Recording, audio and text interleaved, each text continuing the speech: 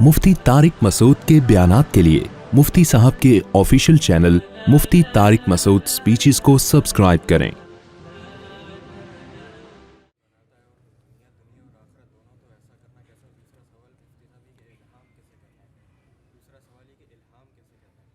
अच्छा इन्होंने सवाल पूछा है कि कोई शख्स यूट्यूब पे चैनल बनाता है और उसकी नीयत दीन और दुनिया दोनों है, यानी ये भी नीयत है कि मैं दीन की तबलीग करूँगा इसके ज़रिए और ये भी नीयत है कि पैसे कमाऊँगा। एक सहाबी ने, नबी सल्लल्लाहु अलैहि वसल्लम ने एक सहाबी से फरमाया कि जब तुम अपनी ज़ौजा के पास आते हो ना, अपनी ख्वाहिश पूरी करते हो, तो इस पर भी अजर मिलता है। तो आपने, सहाबी ने अर्ज़ किया, या रसूल अल्लाह हम तो अपनी ख्वाहिश पूरी कर रहे हैं, उस पर अजर क्यों मिलता है? तो आपने फरमाया अगर गलत तरीके से करते, हराम की तरफ जाते, ज़िना की तरफ जाते, तो गुनाह मिलता कि नहीं मिलता? तो उन्होंने कहा कि हाँ मिलता। तो फरमाया कि ये कैसी बात है कि अल्लाह गुनाह के काम पे गुनाह दे और हलाल पे सवाब ना दे? हदीस का मफ़हूम है। तो जब आप नाजायज़ तरीके से भी कमा सकते थे, लोग डाल रहे हैं उस पर गाने बजाने की वीडियोज़ और यूट्यूब पे पता नहीं क्या क्या कर रहे हैं, तो आप ऐसी चीज़ को पेशा बनाते हैं कि उसमें खैर फैले, तो उस खैर पे क्यों सवाब नहीं मिलेगा आपको? तो इसलिए खैर को जिस तरह भी मुमकिन हो ज़्यादा से ज़्यादा फैलाना चाहिए। तो उसमें अगर आपकी नीयत, दोनों नीयतें, तो इस पर मेरा एक पूरा बयान है कि नीयत जो आता है ना कि जब इसमें दुनिया शामिल होती है तो अमल बर्बाद होता है, उस हदीस का मतलब क्या है? हदीस में आता है ना इखलास के बग़ैर कोई अमल मकबूल नहीं है। तो इखलास में ये चीज़ इखलास के ख़िलाफ़ नहीं है कि आपकी नज़र में अगर उसमें दुनिया कमाना भी शामिल हो गया तो ये इखलास के ख़िलाफ़ नहीं है। देखो बहुत दफ़ा रसूलुल्लाह सल्लल्लाहु अलैहि वसल्लम सहाबी को तरगीब देते थे कि जिसने मैदान जिहाद में फ़लाँ को कत्ल किया तो उसके जितना भी सामान है ये सारा कातिल का, तो इससे मोटिवेशन मिलती थी। सहाबा समझते थे आखिरत तो मिल रही है लेकिन हमें इस पर दुनिया भी मिल रही है, तो ये इखलास के ख़िलाफ़ नहीं है। ये हम जो दुनियादार लोग हैं, ड्रामे फिल्में शाया कर रहे हैं, बेहयाई शाया कर रहे हैं, वो तो दबा के शाया कर रहे हैं ना। दीनदार आदमी यहाँ आके अपने ऊपर पाबंदियाँ लगा रहा होता है, इससे दीन की तहरीकें दबती हैं और बेदीनी की तहरीकें फैलती हैं। तो आप ये नियत करें कि मैं हराम भी कर सकता था लेकिन मैं हराम के बजाय हलाल को कर रहा हूँ, दीन को फैलाने का ज़रिया बन रहा हूँ। इल्हाम किसे कहते हैं? देखो, एक है वही, अल्लाह का पैगाम जो पैगंबरों पर आता है, वो यकीनी चीज़ होती है, उसका इनकार करने वाला काफिर होता है। एक है जो पैगंबरों के अलावा दीनदारों पर, अहलुल्लाह पर अल्लाह की तरफ से कोई पैगाम आता है, तो इसको इल्हाम कहते हैं। ये कुरान से भी साबित है, अहादीस से भी साबित है। लेकिन ये इल्हाम जो है ये उस तरह यकीनी चीज़ नहीं होती जिस तरह पैगंबरों पर वही होती है। एक बात तो ये, इसमें शैतानी वसवसे का भी इम्कान होता है। आप समझ रहे होते हो कि इल्हाम है, हालांकि वो शैतान का कोई तसर्रुफ होता है। दूसरा ये है कि इससे कोई शरीयत का कोई मसला साबित नहीं होता। मिसाल के तौर पर कोई कहे कि मुझे इल्हाम हुआ है कि मैं नमाज़ छोड़ दूं, या मैं ये करूं, या नमाज का कोई मसला बताने लगे कि मुझे इल्हाम हुआ है, तो ये शरई मसाइल जो कुरान और सुन्नत के दलाइल हैं उन्हीं से साबित होते हैं, वो इल्हामात से साबित नहीं होते। समझ रहे हैं कि नहीं समझ रहे? क्या बरोज़ क़यामत आमाल तराजू में तोले जाएंगे? जी हाँ, तोलते तो तराजू में ही हैं। अब हमें तो कुरान ने बताया है हमारी फ़हम के हिसाब से, क्योंकि हमेशा से चीज़ें तराजू में तुलती रही हैं, तो अब हमें वो बात की गई है जो हमारे मेंटल लेवल के मुताबिक हो। तो हमें बताया गया कि तराजू के दो पलड़े होंगे, एक में नेकियां रखी जाएंगी, एक में बुराइयां। तो नेकियों वाला पलड़ा अगर झुक गया तो जन्नती है, बुराइयों वाला पलड़ा अगर झुक गया तो क्या है? जहन्नमी। तो इसमें हमें बता दिया गया कि ऐसा भी नहीं है कि कोई बुराई करे तो लाजमी जहन्नम में जाएगा, ऐसा भी नहीं है कोई नेकी कर ले तो लाजमी जन्नत में जाएगा, बल्कि प्लस माइनस होगा। ठीक है ना? अभी हमें समझाने के लिए, अब आखिरत का तराजू कैसा होगा, वो अल्लाह कैसे तोलेंगे? आज तराजू कितनी किस्म के आ गए हैं ना। डिजिटल तराजू पुराने ज़माने में ले जाके किसी को दिखा दो तो हैरान हो गई, ये कैसे, ये तो नंबर लिख के आ रहे हैं भाई।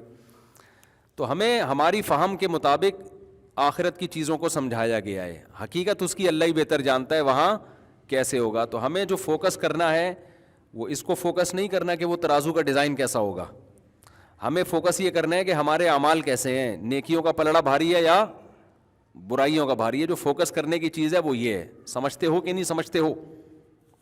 اس کی مثال ایسے ہے جیسے حدیث میں آتا ہے کہ آخری حصے میں اللہ آسمان دنیا پہ آ جاتے ہیں رات کے آخری حصے میں, اور کہتے ہیں کوئی ہے جو مجھ سے گناہوں کی معافی مانگے میں اس کے توبہ قبول کروں, کوئی ہے جو مجھ سے روزی مانگے میں اسے روزی دوں.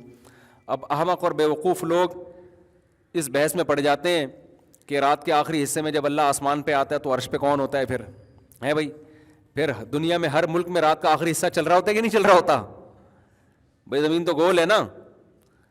ابھی یہاں جمعے کی نماز کا ٹائم ہے تو ہو سکتا ہے امریکہ میں رات کا تہجد کا ٹائم چل رہا ہو, تو اللہ وہاں آخری حصے میں ہے, تو یہ تو ہر وقت ہی آتا رہتا ہے. تو یہ احمق اور بیوقوف لوگ اس طرح کی بحث میں پڑھتے ہیں. عقل مند کیا کہتے ہیں؟ بھائی ہمیں بتایا گیا ہے کہ رات کو جو اللہ کی توجہ آپ کی طرف ہوتی ہے وہ کسی اور وقت پہ نہیں ہوتی. تو وہ یعنی عقل مند لوگ رات کو اٹھیں گے اور یہ یقین کر لیں گے کہ اللہ آسمان دنیا پہ آ کے ہماری پکار کو سننے کے لیے انتظار میں ہے. لہذا جو فوکس کرنے کی چیز ہے وہ یہ کہ اللہ کو رات کے آخری حصے میں پکارو. اور بیوقوف اس بحث میں لگے گا کہ اللہ وہاں آتا ہے تو وہاں کون ہوتا ہے؟ پھر وہ بھائی وہ اللہ ہے, وہ مخلوق تھوڑی ہے, ٹھیک ہے نا. تو ہمیں ہماری فہم کے حساب سے چیزوں کو سمجھایا گیا ہے. تو مقصد جو چیز ہے نا جو شریعت چاہ رہی ہے اس کو فوکس کرنا چاہیے. سمجھتے ہیں کہ نہیں سمجھتے؟ جو فوکس کرنے کی چیز ہے وہ یہ کہ تہجد پڑھ لیا کرو, اللہ سے رات کے آخری حصے میں دعائیں مانگ لیا کرو. وہ شب قدر میں بھی یہ بڑے سوالات ہوتے ہیں لوگوں کے, بھائی 27ویں رات یہاں ہے, سعودی عرب میں کوئی اور ہے, یہاں کوئی اور ہے, تو 27ویں رات سچی مچی کی کون سی ہے؟ اور بھائی آپ کی جو 27ویں رات ہے شریعت کے حکام آپ کے لیے اسی وقت ہیں, تو ساری رحمتیں اسی وقت ہوں گی جو آپ کی رات ہوگی. سمجھتے ہو؟ بہت سے ملکوں میں تو رات ہی نہیں ہوتی اس وقت. مفتی صاحب دنیا میں لاکھوں کروڑوں لوگ مشرک ہیں, تو کیا اللہ اتنی خلقت کو جہنم میں ڈال دیں گے؟ کیا جہنم اتنی بڑی ہے, اتنے لوگ جہنم میں آ جائیں گے؟ ان کو یہ اشکال ہو رہا ہے کہ جہنم کا سائز تھوڑا بڑا کر دینا چاہیے. سائز پہ ان کو اشکال ہو رہا ہے کہ کیا اتنی ہے. دیکھو جن لوگوں تک اسلام کی دعوت نہیں پہنچی, حق نہیں پہنچا, ان سے اسلام کے بارے میں سوال نہیں ہوگا. یہ تو قرآن میں بہت جگہ ہے کہ وما كنا معذبین حتی نبعث رسولا, ہم کسی قوم کو عذاب نہیں دیتے جب تک ہم پیغمبر نہ بھیج دیں, یا تو پیغمبر یا پیغمبر کے وارثین, یعنی اسلام کی دعوت جب تک یہ نہ ہو عذاب نہیں دیتے. لیکن جو شرک ہے نا, شرک, اس کے بارے میں اختلاف ہے کہ اگر کسی تک اسلام کی دعوت نہ پہنچی تو ٹھیک ہے, اسلام کے بارے میں پیغمبر کے بارے میں اس سے سوال نہیں ہوگا. جب دعوت ہی نہیں پہنچی تو یہ چیزیں عقل سے فیصلہ نہیں کر سکتا نا انسان. بھائی عقل سے کیسے فیصلہ کرے گا کہ 5 نمازیں فرض ہیں یا محمد صلی اللہ علیہ وسلم اللہ کے پیغمبر ہیں, جب تک اس کو پتہ ہی نہیں ہوگا ان کی دعوت کا. تو یہ وہ چیزیں جن میں عقل نہیں, جب تک آپ تک دعوت نہ پہنچی ہو تو پھر آپ اس پہ غور کرتے ہیں, اس سے پہلے آپ غور کرنے کے مکلف ہی نہیں ہوتے. تو اس پر تو پوری امت کا اتفاق ہے کہ جن تک اسلام کی دعوت نہیں پہنچی ان سے نہ اسلام کے بارے میں سوال ہوگا, نہ قرآن کے بارے میں سوال ہوگا, نہ نماز روزے کے بارے میں, نہ پیغمبر کے بارے میں. لیکن کیا ان لوگوں سے توحید کے بارے میں سوال ہوگا یا نہیں ہوگا؟ یہ مسئلہ اختلافی ہے. بعض نے کہا کہ توحید کے بارے میں بھی سوال نہیں ہوگا, اگر وہ شرک پہ مر گئے تو بھی جہنم میں نہیں جائیں گے. لیکن اس بارے میں جو راجح قول ہے, دلائل سے جو چیز ثابت ہے, اور وہی امام ابو حنیفہ کا بھی موقف یہی ہے کہ شرک ایسی چیز ہے کہ اگر آپ کی شرک پہ موت ہوئی ہے تو پھر اللہ جہنم کی آگ میں داخل کرے گا, کیونکہ شرک ایک ایسی چیز ہے, ایسا جرم ہے جس کے لیے پیغمبر کی تعلیمات کی ضرورت نہیں ہے.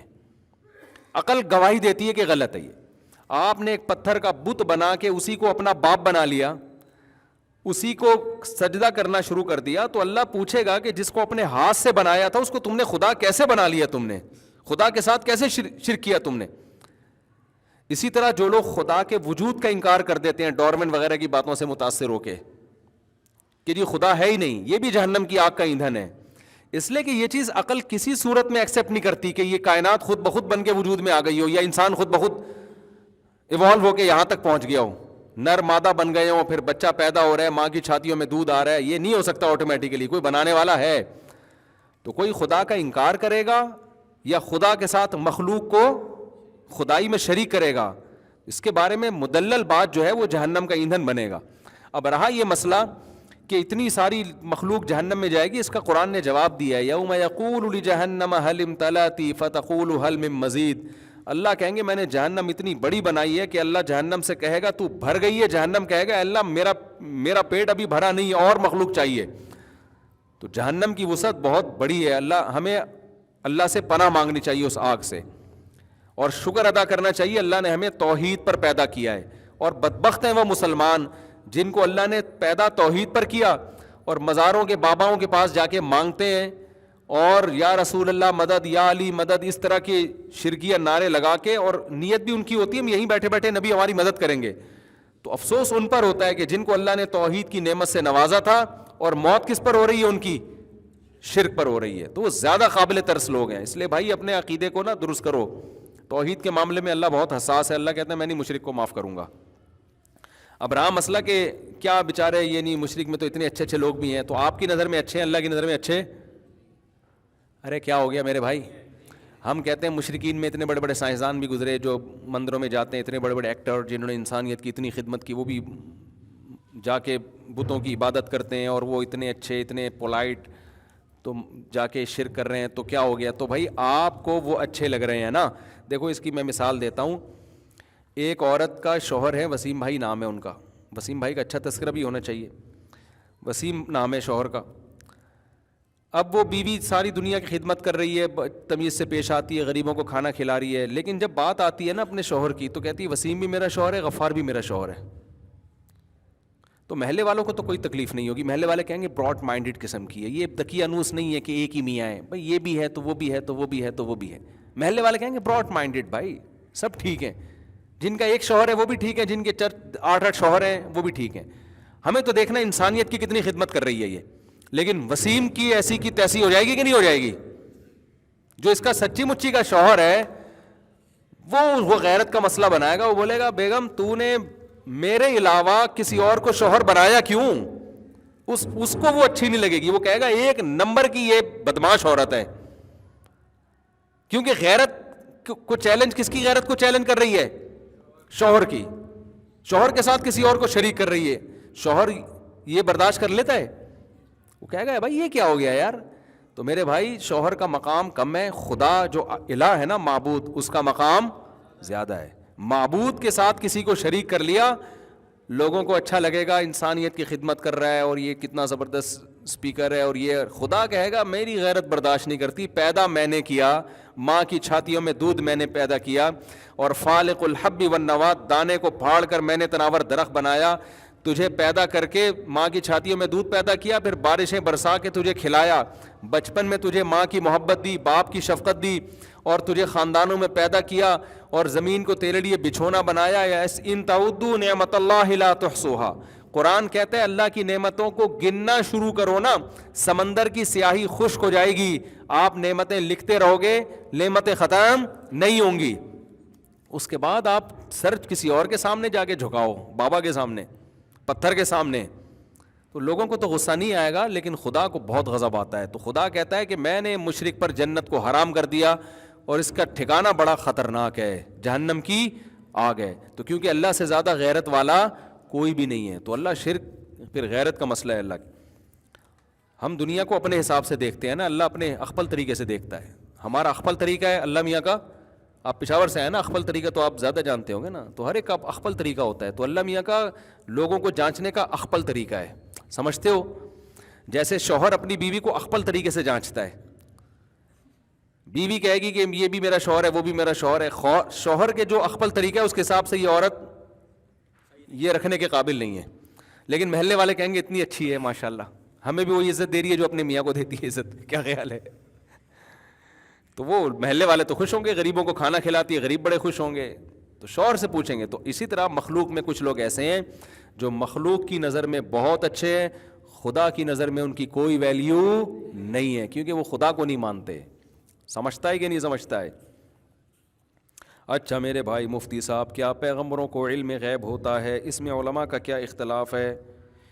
کوئی شخص یہ عقیدہ رکھے کہ نبیوں کو غیب کا پتہ ہوتا ہے تو کیا وہ مشرک ہو جائے گا؟ جی ہاں, پیغمبروں کے پاس غیب کا علم نہیں ہے. جتنا علم اللہ دے دے بس اتنا ہوتا ہے, وہ پھر غیب کا رہتا نہیں ہے نا. غیب کہتے ہیں کہ اسباب سے ہٹ کے کوئی نالج آ جائے آپ کے پاس. تو جب اللہ نے بتا دیا, جیسے قرب قیامت کے بارے میں بتا دیا, یہ علامتیں ہیں, یا بہت سی چیزیں قبر کے عذاب کا بتا دیا, تو یہ غیب تھوڑی رہے, تو اللہ نے بتا دیا نا.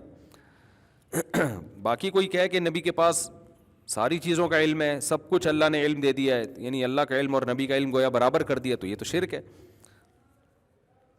کیا جنت میں مردوں کا قد لمبا ہوگا, جنتی مردوں کا, اور کیا سونے کا تاج بھی پہنایا جائے گا؟ میں نے مولانا طارق جمیل صاحب کے بیان میں سنا ہے, بعض روایات میں آتا ہے کہ جنت میں قد بہت لمبے لمبے ہوں گے. مجھے اس حدیث کی تحقیق نہیں ہے, لیکن آدم علیہ السلام کے جو قد تھا نا, بخاری کی حدیث ہے 60 گز. یہ جو ہم اتنے ہو گئے ہیں نا, یہ پہلے نہیں تھے اتنے. جو آدم علیہ السلام جب دنیا میں آئے تھے تو حدیث میں ان کا قد 60 گز تھا, 60 گز, 60 گز. ایک گز تقریباً 3 فٹ کا آپ سمجھ لو, تو 60 تیا کتنا ہوتا ہے بھائی؟ تو ہم تو ان کے ٹخنوں کے برابر بھی نہیں آتے. تو وہ پھر آہستہ آہستہ قد چھوٹے ہوتے گئے. پھر چائنا والے آ گئے دنیا میں, چائنا والے آ گئے نا, پھر چھوٹی ناکیں, چائنا والے اتنے سے, پھر اب پتہ نہیں کون سی پیکنگ ہو آگے چل کے. تو حدیث میں آتا ہے کہ جو اصل خلقت پہ اللہ نے پیدا کیا تھا نا جنت میں, اسی تخلیق پر ہوں گے. تو اب یہ سائنسدان اس پر اشکال کرتے ہیں کہ جی وہ ہمیں تو کوئی ایسا ڈھانچہ نہیں ملا, کوئی اتنے بڑے بڑے قد کے لوگ ہوں. تو ہزاروں سال پرانی بات ہے, اس وقت آبادی بھی بہت تھوڑی تھی نا.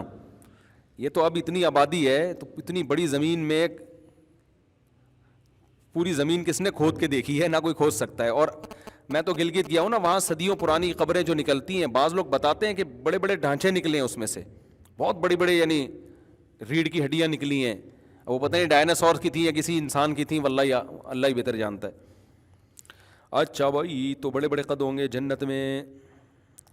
مفتی صاحب, اگر خاندان کی نامحرم خواتین چہرہ کھول کر اپنے محرم یعنی شوہر, بھائی اور باپ وغیرہ کی موجودگی میں یا گھر کی کسی کھلی جگہ میں جیسے صحن وغیرہ جہاں سب گھر والوں کا آنا جانا ہو, سب آسانی سے دیکھ سکتے ہیں, تو ایسے موقع پہ وہ ہمارے سامنے بیٹھتی ہیں, تو کیا ان کا ہم سے حال احوال پوچھنا اور بات کرنا جائز ہے؟ اگر خاندان کی بڑی عمر کی عورتیں ہیں پھر تو ٹھیک ہے, اگر جوان عورتیں پھر ٹھیک نہیں ہے بھائی. جوان عورت پہ چہرے کا پردہ ضروری ہے, تو لیکن یہ پردہ عورت پہ فرض ہے, آپ پہ فرض نہیں ہے.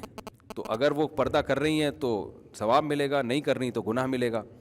آپ پر یہ ذمہ داری ہے کہ آپ بے تکلف نہ ہو. کسی بھی خاندان کی نامحرم جوان عورت, دیکھو فتنہ خاندان کی عورتوں سے ہی ہوتا ہے, اجنبیوں سے نہیں ہوتا, کیونکہ ان سے فری زیادہ ہو جاتا ہے. تبھی حدیث میں دیور کو موت قرار دیا ہے, کیونکہ بھابھی دیور زیادہ فری ہو سکتے ہیں, اجنبیوں سے فری ہونے میں ایک حجاب ہوتا ہے.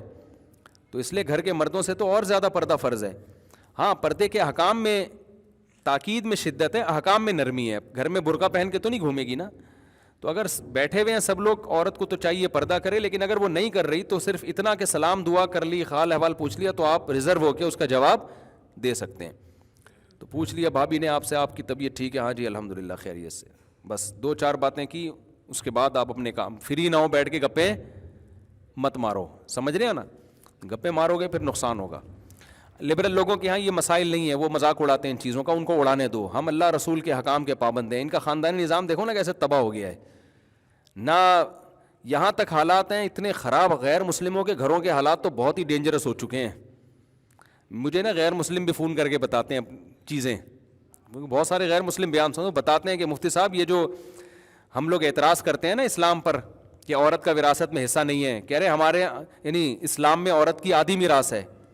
ایک غیر مسلم نے مجھے بتایا کہ ہمارے لوگ بڑے اعتراض کرتے ہیں کہ اسلام میں عورت کی آدھی میراث ہے. کہہ رہے ہم لوگ کیا آدھی بھی نہیں ہے, صحیح ہے نا, آدھی بھی نہیں ملتی ہے.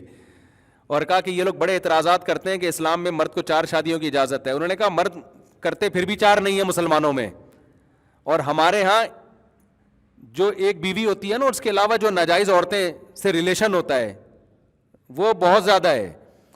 تو وہ خود بہت سے جو معتدل غیر مسلم ہیں, حالانکہ اسلام قبول نہیں کیا انہوں نے, لیکن وہ بتاتے ہیں کہ یہ ہمیں خود پتہ ہے کہ حقیقت کیا ہے اور لیبل کیا لگایا جاتا ہے. تو یہ جو لبرل لوگ ہیں نا, جو براڈ مائنڈڈ, کیا ہو گیا اگر کسی کی لڑکی بیوی آ کے آپ کے آگے بیٹھ گئی, آپ کو پتہ ہے ان کے ہاں بہت زیادہ مسائل ہیں. نہ شوہر کو, میں سب کی بات نہیں کر رہا بھائی, کسی پہ الزام نہیں لگا رہا, شوہر کو بیوی پہ اعتماد نہیں ہوتا, بیوی کو شوہر پہ اعتماد نہیں ہوتا. سمیں رکھ رہے ہیں پرسوں میں بیویوں کی کہ کہاں کہاں جا رہی ہے. یہ دیندار گھرانے کم از کم اس ٹینشن سے محفوظ ہے. ان کو پتہ ہے جب میری بیگم کہہ رہی ہے نا امی کے جا رہی ہوں, تو پتہ ہے امی کے یہاں ہی جا رہی ہوگی, وہیں جا رہی ہوگی. جتنے بھی دن رہے آدمی فون کر کے خیریت بھی نہیں پوچھتا, اس کو پتہ ہے وہیں بیٹھی ہوئی ہے اپنی اماں کے پاس, خیریت سے ہی ہوگی, اور میرے خلاف سازشیں دونوں مل کے کر رہے ہوں گے. استغفر اللہ, غلط نکل گیا مجھ سے, بعض دفعہ غلط باتیں زبان پہ آ جاتی, نہیں کر رہی ہوں گی سازشیں. تبھی تو اکثر لوگ کہتے ہیں بیگم جب بھی ماں کے گھر سے آئے گی پھڈا ضرور ہوتا ہے. یہ میں نے بہت سے گھروں میں دیکھا ہے. یعنی بہت لوگ شکایتیں کرتے ہیں, یار ہماری بیگم جب اپنی ماں کے گھر سے آتی ہے نا تو لازمی پھڈا ہوتا ہے, پتہ نہیں کیا ہوتا ہے. میں کہتا ہوں وہاں سے سافٹ ویئر اس کے نا اپڈیٹ ہو جاتے ہیں. آپ کے پاس رہتے رہتے وہ سافٹ ویئر پرانے ہو جاتے ہیں لڑائی والے, وہاں جائیں گے اپڈیٹ ہو جائیں گے, ٹھیک ہے نا. تو جب آئے گی تو ظاہر ہے پھر کیا ہوگا. تو 2-3 دن کا پھڈا ہے, میں نے کہا برداشت کر لیا کرو. اور اتنے خوش ہو رہے ہوتے ہیں. لبرل لوگوں کے یہاں بڑے مسائل ہیں, ان کو اماں کے یہاں جا رہی ہے, وہ تو اماں ان کے یہاں اتنی لفٹ نہیں کراتی کہ امی یہاں رہنے کے لیے جا رہی ہوں. لبرل خواتین نے یعنی اتنا ماڈرن ماحول میں ٹائم گزارا ہوتا ہے کہ امیوں کو تو ویسے لفٹ نہیں کرا رہی ہوتی. بھائی کسی خانقاہ میں ماڈرن عورت پہ آپ کا بدگمانی نہ شروع کر دیں, سب ایسے نہیں ہوتے. میں بتا رہا ہوں کہ یہ خرابی پھیلنا شروع ہو گئی ہے. تو ان کے ہاں مرد کو نہیں اطمینان ہوتا کہاں جا رہی ہے, عورت کو شوہر پہ اطمینان نہیں ہوتا. وہ گرینڈر والی مشین والا لطیفہ ہے نا, کئی بار سنا چکا ہوں. ایک خاتون کو اپنے میاں پہ اعتماد ہی نہیں تھا. وہ جاتی تھی صبح آفس, میاں بے روزگار گھر میں پڑے رہتے تھے. ان کو ڈر تھا کہ جب بھی یہ گھر میں رہے گا نہیں نا, یہ نکل جائے گا کہیں لڑکیوں کے پیچھے. تو وہ فون کر کے کہتی ہیں کہ آپ کہاں ہیں. کہتا میں گھر پہ ہوں. کہتی ہیں کوئی ثبوت گرینڈر مشین چلا کے دکھائیں. وہ گرینڈر مشین زوں کر کے چلاتا, ہاں بھائی گھر پہ ہی ہے. ایک دن خاتون اچانک گھر پہ آئیں تو میاں غائب ہے. بیٹے سے پوچھا میاں ابا کہاں ہیں. کہہ رہے ہیں وہ گرینڈر مشین لے کے نکلے ہوئے ہیں کہیں. وہ گرینڈر مشین لے کے نکلے. وہ ہے نا جان والا لطیفہ بھی. ایک یعنی نہ عورت کو شوہر پہ اعتماد ہے اور نہ شوہر کو بیوی پہ. تو یہ حساب کتاب چل رہا ہے. وہ ایک خاتون نے اپنے بیٹے سے پوچھا بیٹا تم اسکول میں کیا پڑھتے ہو, یہ پڑھا ہے کہ جان کیسے نکلتی ہے. اسلامیات کے ٹیچر نے بتایا ہوگا جان کیسے نکلتی ہے. اس نے کہا پڑھا ہوا ہے. کیسے نکلتی؟ کھڑکی سے نکلتی ہے. اب ماں پریشان ہے, جان کھڑکی سے کہاں سے. کہتی ہے سمجھی نہیں کیسے. کہتی ہے دیکھیں امی جب آپ گھر پہ نہیں ہوتی نا تو ایک انٹی آتی ہیں گھر میں, جیسے ہی آپ دروازہ نوک کرتی ہیں تو ڈیڈی کہتے ہیں جان کھڑکی سے نکل جاؤ. جان کھڑکی سے نکل جاؤ. تو جان کھڑکی سے نکلتی ہے. بچے بڑے ہوشیار ہوتے ہیں, یہ ذرا بچوں سے ہوشیار رہا کریں, ٹھیک ہے نا. تو لبرل لوگوں کے ہاں بڑے مسائل ہیں. سمیں ڈالی جا رہی ہیں بیگموں کے موبائل میں, کہاں جا رہی ہے ٹریس کر رہی ہے. بھائی پاک دامن لڑکی سے شادی کرو. ہمارے ایک دوست ہیں, ان کی زیادہ شادیاں ہیں, 2 شادیاں انہوں نے پڑھی لکھی لڑکیوں سے کی ہیں. پڑھی لکھی لڑکیوں میں بھی اچھی بھی ہوتی ہیں بری بھی ہوتی ہیں. کوئی پڑھی لکھی ہونے کا مقصد بتانا نہیں ہے کہ میں پڑھی لکھی کو برا کہہ رہا ہوں. ایک شادی انہوں نے کی ہے گاؤں دیہات میں جا کے, بھی KPK میں کسی گاؤں سے لے کر آئے, سوات سے. سائنسدان ہے وہ بندہ, بہت پڑھا لکھا ہے. کہہ رہا ہے یار مجھے جو سکون ملا ہے نا یہ تیسری شادی کے بعد, جو ان پڑھ لڑکی ہے, کہہ رہے مجھے دنیا میں جنت مل گئی. حالانکہ وہ ان پڑھ ہے. کہہ رہے میں نے 2 شہری ایجوکیٹڈ لڑکیوں سے شادی کی ہے اور ایک شادی میں نے کی ہے گاؤں کی سوات سے, KPK سے. کہہ رہے وہ جو ان پڑھ ہے نا, جو گاؤں دیہات کی ہے, اتنا دماغی سکون مجھے ملا ہے وہاں شادی کر کے کہ اس لیے میں لوگوں سے کہتا ہوں ٹھیک ہے پڑھی لکھی بھی ایک آدھ کرو. میں ایجوکیشن کے خلاف نہیں ہوں کہ میرے بیان کو غلط لے کے چلے جائیں. اصل میں یونیورسٹیوں میں ایجوکیشن کے ساتھ نا جو لبرلزم ہے نا, جو ماحول خراب کیا جا رہا ہے, وہ بڑی بربادی ہے. یہ ایک حقیقت ہے. یونیورسٹیوں میں لڑکیاں چرس پی رہی ہیں. نہیں آ رہی بات سمجھ میں؟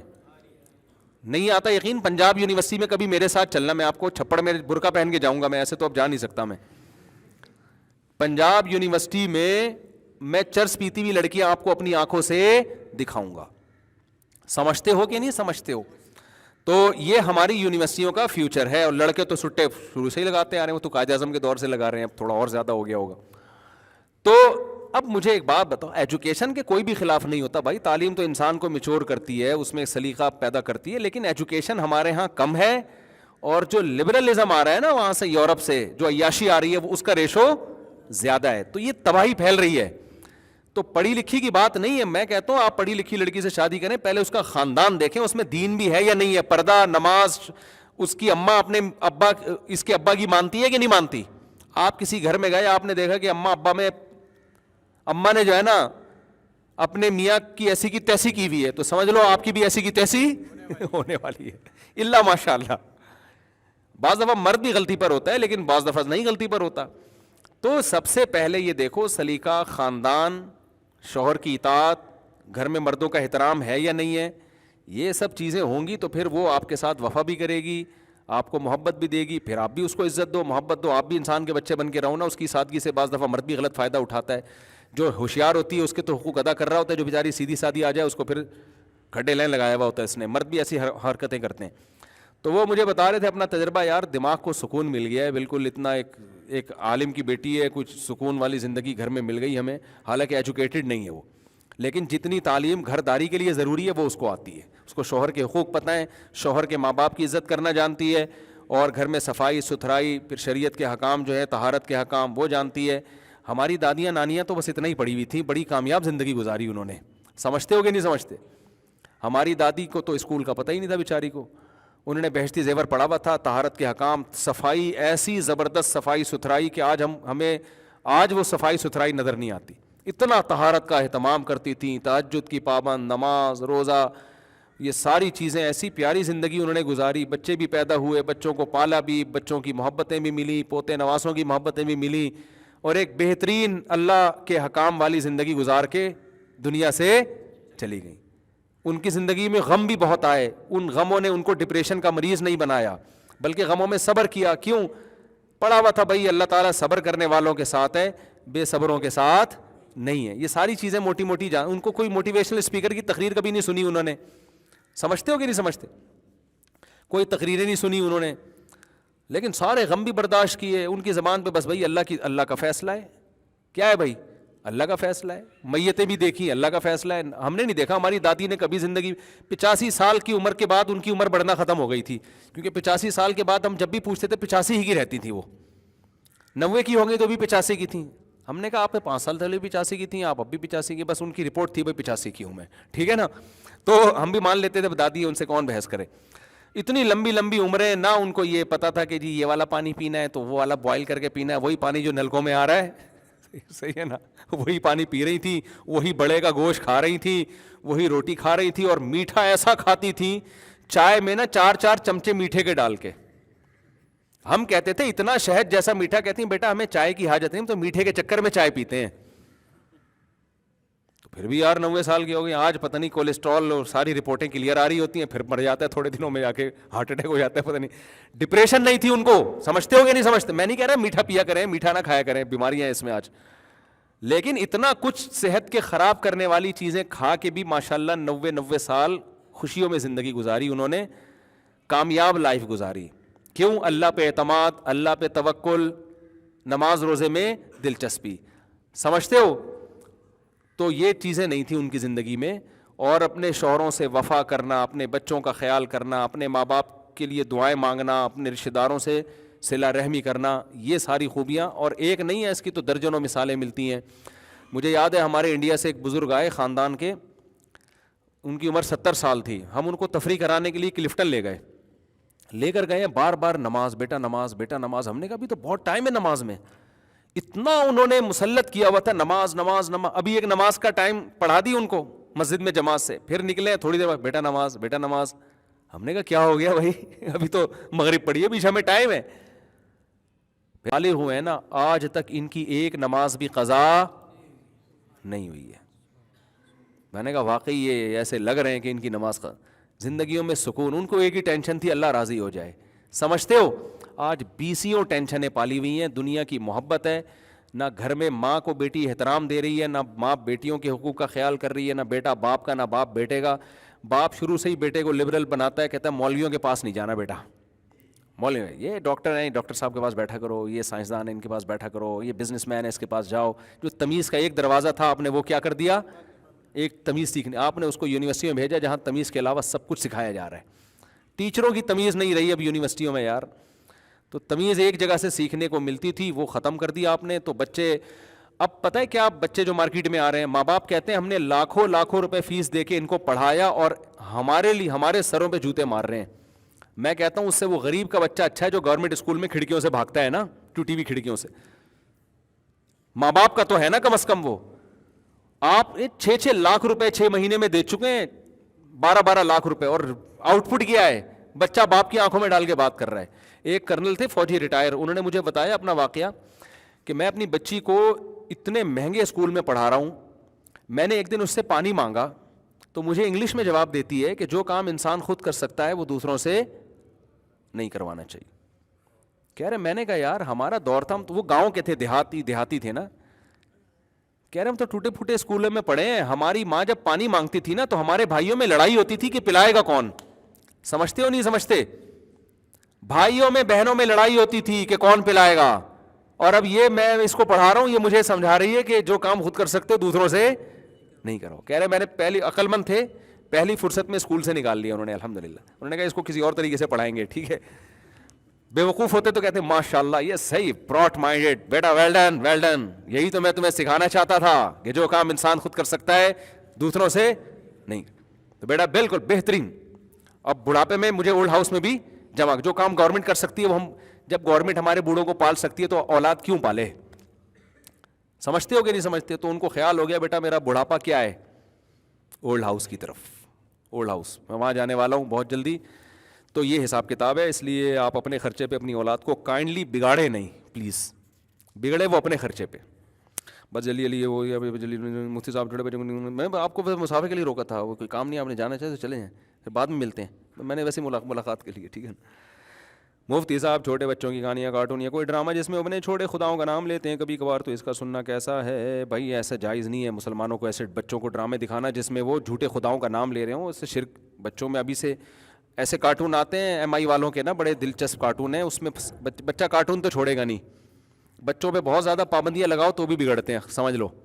آپ نے بالکل ہی پابندیاں لگا دی نا کہ بس کچھ بھی نہیں دیکھنا, تو پھر باہر جا کے نا سینما گھروں میں یا ادھر ادھر نہیں, اب تو نہیں ہوتے, وہ پہلے وہ لگے ہوئے ہوتے تھے چھپڑے نا, اس کے اندر فلمیں چل رہی ہوتی تھیں.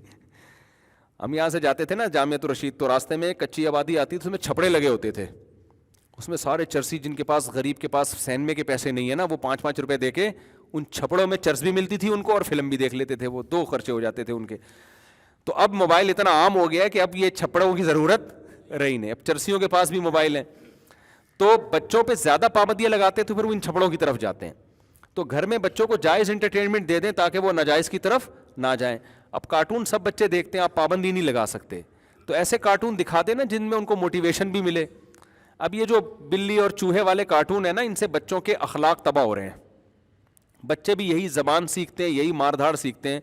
ایم آئی والوں کے اور بھی کچھ اسلامی کارٹون, گرین چینل والوں نے بھی کچھ بہت اچھے کارٹون بنائے ہیں, اس سے تھوڑا بچہ تمیز بھی سیکھ لیتا ہے اور کارٹون کی ٹرک بھی اس کی پوری ہو جاتی ہے. تو وہ والے کارٹون لگا دیں تاکہ اس کی ٹرک بھی پوری ہو, سمجھ رہے ہیں, اور جو ہے اس کا تھوڑا سا اخلاق بھی سیکھے. دے دیں, آج کل فرقواریت پھیلتی ہے اس سے, دے دیں.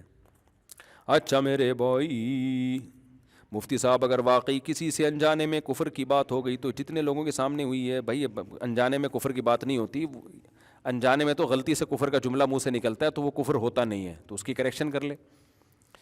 ایسے لوگ کفر کے بارے میں وہمی بہت ہو گئے ہیں. کافر ہونا آسان کام تھوڑی ہے, پورا تمیز سے آدمی کفر کی نیت کرتا ہے تو پھر کافر ہوتا ہے. ایسے منہ سے کچھ بھی نکل جائے, وہ تو کچھ بھی نکلتا رہتا ہے غلطی سے. بس اس میں یہ ہے کہ وہ اپنے کریکشن کر دے بھائی. اچھا جتنے لوگوں کے سامنے ہوئی ہے گروپ میں, جتنے لوگوں نے سنی ہے, تو کیا سب کے سامنے بظاہر اس کو بٹھا کر سب کے سامنے, یار اتنا سخت نہیں کراؤ لوگوں کو نا, لوگ پہلے دین سے دور ہو رہے ہیں. منہ سے غلطی سے کچھ جملہ نکل گیا ہے, اگر گروپ میں نکل گیا تو وہ کہہ دے بھائی یہ میں یہ نہیں کہنا چاہتا تھا, میں کہنا یہ چاہتا تھا, غلطی سے ہی نکل دیا, بس ایک بیان کافی ہے. پھر اس کو ملامت کرنا اس کی اجازت نہیں ہے. پھر مفتی صاحب اگر واٹس ایپ گروپ پر کسی نے حدیث بھیجی اور دوسرے نے بھی ایسے ہی مذاق میں بول دیا کہ میرے یا فلاں کے نزدیک تو اس حدیث کی سند ٹھیک نہیں ہے, مگر دل میں بے ادبی انکار کرنے کا ارادہ نہیں تھا, تو کچھ نہیں ہوتا. وہ حدیث کی سندوں پہ تو بڑا کلام ہوتا ہے, کسی کے نزدیک ٹھیک ہوتی ہے, کسی کی صحیح نہیں ہوتی. مفتی صاحب مذاق میں کفر بولنے کا کیا حکم ہے؟ اگر کسی کا 5 لوگ آپس میں بات کر رہے ہیں اور ایک بولتا ہے میں بریلوی ہوں, دے بندی وغیرہ, تو کچھ ان میں مذاق میں کہنے لگتے ہیں میں تو یہودی یا قادیانی ہوں. یہ خطرناک جملہ ہے بھائی. پھر ایک دوسرے کی طرف مذاق میں یہ بات, یہ صحیح نہیں ہے, تو توبہ کرے. مذاق میں اپنے آپ کو کافر کہہ دے گا نا کوئی شخص, تو وہ سچی مچی میں کافر ہو جائے گا. ایک ہے منہ سے غلطی سے نکل گیا, ایک ہے مذاق میں بولا ہے, تو دونوں میں فرق ہے. تو اپنے آپ کو قادیانی بول دیا تو نکاح ٹوٹ جاتا ہے اس سے, اور کافر ہو جاتا ہے, حج بھی باطل ہو جاتا ہے.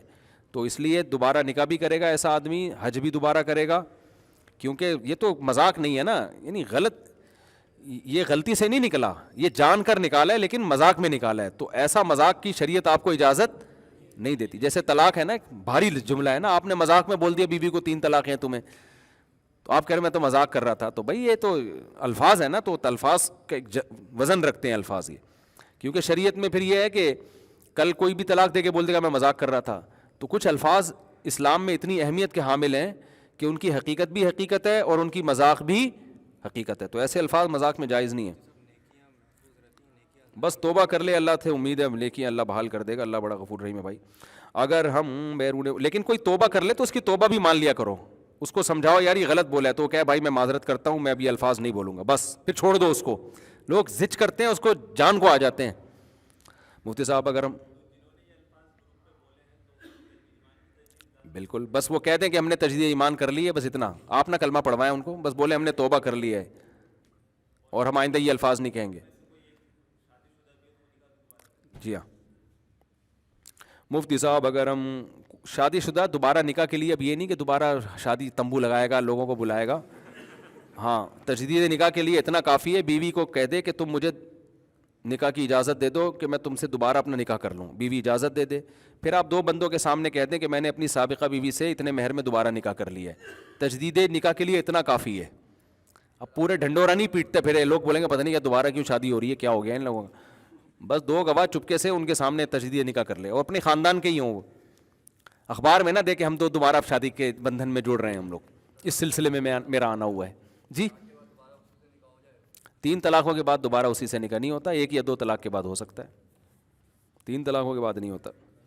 میرے بھائی مفتی صاحب, اگر ہم بیرون ملک جا کر کام کرتے ہیں اور وہاں 2-3 سال غیر مسلموں کے ساتھ گزارتے ہیں, تو جن کے ساتھ ہم روزانہ, جن کے ساتھ کیوں ٹائم گزار رہے ہو, انسانوں کے ساتھ گزارا کرو بھائی. جن کے ساتھ ہم روزانہ بیٹھ کر وقت گزارتے ہیں, تو کیا ان کو اسلام کی دعوت دینا ہم پر لازم ہے؟ لازم ہے, مگر حکمت مصلحت کے ساتھ. ایسے دعوت نہ دیا کریں مسلمان ہو جاؤ تم, وہ اور بدک جائے گا. تمیز سے ان کو کبھی بیان سنا دیا کسی کا, کوئی اسلام اور غیر اسلام کا کمپیئر ہو, ڈاکٹر ذاکر نائک بہترین اس کے لیے, ڈاکٹر ذاکر نائک کا کوئی کلپ بھیج دیا, اس طرح کی چیزیں کرو تو خود براہ راست جب آپ بات کرو گے تو اس کا پھر نیگیٹو اثرات ہو, تو وہ بدکنا شروع ہو جائے گا آپ سے. مفتی صاحب کیا دل میں اس کا خیال آنا, آپ اپنا عمل صحیح اسلام والا رکھو نا, تو وہ خود ہی آئے گا اسلام کی طرف. تبلیغ تو بہت کی جا رہی ہوتی ہے, آپ کے عمل سے لگتا ہے وہ کہتا ہے یار مسلمان بننے کے علاوہ کوئی اور کام کر لو, بس یہ نہ کرو, کیونکہ معاملات مسلمانوں کے خراب ہیں. کیا میں دل میں اس کا خیال آنا ایمان کے خلاف ہے کہ اللہ تعالیٰ تو کسی قانون کا پابند نہیں, اور وہ جو کرنا چاہے کوئی سوال نہیں کر سکتا, تو کیا ایسا ممکن ہے کہ اللہ تعالیٰ کافروں اور مشرکوں کے لمبے عرصے اور مدت تک جہنم میں ڈالنے کے بعد چاہے تو معاف کر کے جہنم سے نکال دے؟ کیا ایسا ممکن ہے؟ کیا ایسا خیال کا پریشان کرنا ایمان کے خلاف ہے؟ وہ پریشان ہونے کی بات نہیں ہے, ٹینشن لینے کی بات نہیں ہے, اس میں پریشان کیوں ہو رہے؟ خیال آ رہے آنے دو, پریشانیوں کے لیے اور مسائل کم ہیں کیا؟ باقی یہ کہ اللہ کسی قانون کا پابند نہیں ہے, لیکن کچھ قوانین اللہ نے اپنے اوپر ڈال دیے. جیسے حدیث میں آتا ہے, اللہ نے جب قانون سازی کی نا, آئین لکھا, تو اس میں سب سے پہلا قانون لکھا سبقت رحمتی علی غضبی. اپنے لیے اللہ قانون بنا رہا ہے, اس میں اللہ نے لکھا میری رحمت میرے غصے پہ غالب رہے گی. یعنی اللہ اپنے آپ کو خود تو پابند کر سکتا ہے نا. اللہ کسی قانون کا پابند نہیں ہے کا مطلب یہ کہ کسی بیرونی قانون کا اللہ پابند نہیں ہے. خود اللہ اپنے لیے قوانین وضع کرتا ہے, پھر اللہ وعدہ بھی کرتا ہے کہ میں اس کا پابند ہوں. جیسے اللہ نے قانون بنایا, حدیث میں آتا ہے سب سے پہلے اللہ نے تقدیر کا قلم بنایا, تاکہ اللہ آپ کائنات کو چلا رہے ہیں نا, تو قانون ایک آئین کے تحت چلائے گا. تو اس میں جو سب سے پہلی شق تھی وہ کیا لکھی اللہ نے؟ قلم سے کہا لکھ. قلم نے کہا کیا لکھوں؟ اللہ نے کہا لکھ سبقت رحمتی علی غضبی. کیا پیاری حدیث ہے کہ میری رحمت ہمیشہ میرے غصے پہ غالب رہے گی, معاف زیادہ کروں گا, سزائیں کم دوں گا. ورنہ اگر اللہ سزا عدل والا معاملہ کرے نا, انصاف والا, تو قرآن کہتا ہے ایک جاندار کو بھی زمین پہ زندہ نہ چھوڑوں. انسانوں کے ایسے گناہ مہلت دیتا ہے, یہ تو رحمت کی وجہ سے. تو یہ اللہ نے لکھ دیا, اب اللہ اس کا پابند ہے. تو اسی طرح اللہ نے یہ بھی لکھ دیا ہے کہ اللہ نے کافر پر جنت کو حرام کر دیا ہے, وہ ہمیشہ جہنم میں جلے گا. وہ مشرک پر اللہ نے جہنم سے نکلنے کو حرام کر دیا ہے. البتہ اس امت میں بعض علماء ایسے گزرے ہیں, جیسے ابن تیمیہ رحمۃ اللہ علیہ, ان کی رائے یہ تھی کہ جہنم بھی ایک دن فنا ہو جائے گی, ختم ہو جائے گی. یعنی یہ جو کافر ہمیشہ رہے گا نا, تو ہزاروں لاکھوں سال رہے گا, لیکن ایک وقت آئے گا کہ یہ جہنم کو بھی اللہ ختم کر دے گا, اس کافر کو بھی ختم کر دے گا. جنت میں تو نہیں جائے گا وہ, لیکن جہنم کو ختم کر دے گا. لیکن یہ رائے پوری امت کے خلاف ہے. اور کچھ روایات بھی انہوں نے اس پہ پیش کی ہیں، لیکن جمہور امت کا وہی عقیدہ ہے کہ وہ ہمیشہ، کیونکہ قرآن میں ہمیشہ کا لفظ ہے، اگرچہ وہ ہمیشہ کے لفظ میں تعویل کا امکان ہے، قرآن ہی سے پتہ چلتا ہے، جیسے قرآن میں آتا ہے کہ جو قاتل ہے نا وہ ہمیشہ جہنم میں جلے گا، حالانکہ حدیث سے یہ بات ثابت ہے کہ یہاں ہمیشہ کا مطلب ہمیشہ نہیں ہے، بلکہ ہمیشہ کا مطلب کیا ہے؟ طویل عرصہ، تو قاتل بھی ایک وقت جہنم سے نکلے گا۔ تو ابن تیمیہ رحمۃ اللہ علیہ نے یہی تعویل ان آیتوں کے بارے میں بھی کی ہے جن کے بارے میں آتا ہے کہ جو مشرک ہے ہمیشہ جہنم میں رہے گا۔ یہ ٹیکنیکل پیچیدہ باتوں میں پڑھنے کی آپ کو بالکل بھی ضرورت نہیں ہے، جو اسلام کا سیدھا سادہ جو قرآن نے عقیدہ بیان کیا، جو جمہور امت کا عقیدہ ہے وہ یہی ہے کہ وہ ہمیشہ آپ اصل کوشش کریں جہنم سے بچنے کی، ٹھیک ہے نا؟ پھر جو اللہ نے کرنا ہوگا وہ اللہ کرے گا، جو ہمارا کام ہے وہ ہمیں کرنے دیں۔ ہمارا کام ہے جہنم سے بچنے کی کوشش، باقی اللہ کی مخلوق ہے، اللہ ہے، وہ اللہ اپنی مخلوق کو ہم سے زیادہ جانتا ہے۔ فرعون نے موسیٰ علیہ السلام سے کہا تھا، جب موسیٰ علیہ السلام نے کہا نا کہ تو شرک کر رہا ہے تو اس سے تو جہنم کی آگ میں جائے گا، تو فوراً فرعون نے کہا تھا فما بال القرون الاولی، یہ تو اتنے لاکھوں لوگ جو ہم سے پہلے جا چکے ہیں ان کا کیا ہوگا؟ وہ چاہ رہا تھا موسیٰ علیہ السلام بولے وہ سارے جہنم میں جائیں گے، تو ایک دم ایک فتنہ کھڑا ہو جائے گا نا۔ تو موسیٰ علیہ السلام نے کہا علمھا عند ربی فی کتاب، اللہ کو سب کا پتہ ہے کس کو کہاں لے کے جانا ہے، لا یضل ربی ولا ینسا، میرا رب نہ غلطی کرتا ہے اور نہ بھولتا ہے۔ ایسا نہیں ہوگا کہ جانا جنت میں تھا غلطی سے جہنم میں بھیج دیا، یا بھیجنا جہنم میں تھا غلطی سے جنت میں بھیج دیا، اور بھولتا بھی نہیں ہے۔ تو وہ جس نے جہاں جانا ہے وہ اللہ کا معاملہ ہے، اللہ جانے مخلوق جانے، تو اپنی فکر کر، تو جنت میں نہیں جائے گا بہرحال، یہ ذہن میں رکھنا، ٹھیک ہے نا؟ تیری جو حرکتیں ہیں نا، بنی اسرائیل کے ہزاروں بچوں کو تو نے قتل کر دیا، اور انا ربکم الاعلی، میں رب ہوں یہ کہتا ہے، اور تیرے اوپر تو دعوت پیغمبر آ کے تجھے سمجھا رہے ہیں، تو اپنی خبر خیر کر، تو جنت میں نہیں جائے گا اگر اسی حال میں مر گیا۔ تو فوکس کرنا چاہیے ان باتوں کو جن کا ہمارا پریکٹیکل لائف سے تعلق ہے۔ آخری سوال ہے بھائی، بس کرو یار۔